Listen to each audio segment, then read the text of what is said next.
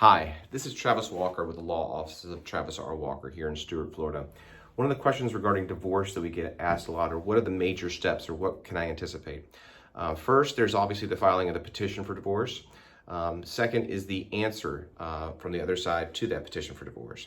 Once the petition and answer and potentially a counter petition is filed and the counter petition is responded to, then we move forward into the discovery process. And so the discovery process is the second step.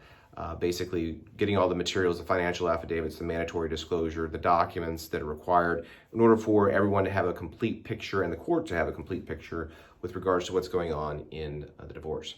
And once that is completed, hopefully it's completed, you move forward to mediation. And so mediation is where there's a potential for a settlement.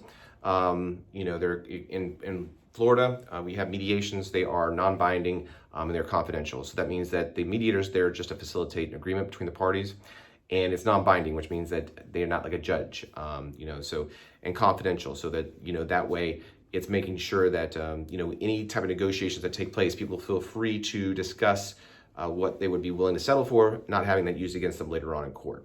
So the mediation process is an important part of that, and once the mandatory disclosure. Most of the time, a lot of divorces settle at mediation. Sometimes they don't. If they don't, they move forward into the trial phase of a divorce. And that just because the mediation doesn't work out doesn't mean that the case can't let her settle. However, the courts have a duty to make sure that their dockets are moving quickly. So you will be pushed into a trial sometime shortly after mediation. And at trial, then the court actually makes the decision as to what happens during the divorce. And through a final judgment. So either way, a final judgment is the ultimate decision-making part of the court's process. Either they adopt the marital settlement agreement that is the result of the mediation, or a trial occurs where the judge makes a decision based upon that. Again, I'm Travis Walker with the Law Office of Travis R. Walker. If you have any other questions about divorce, please don't hesitate to give us a call.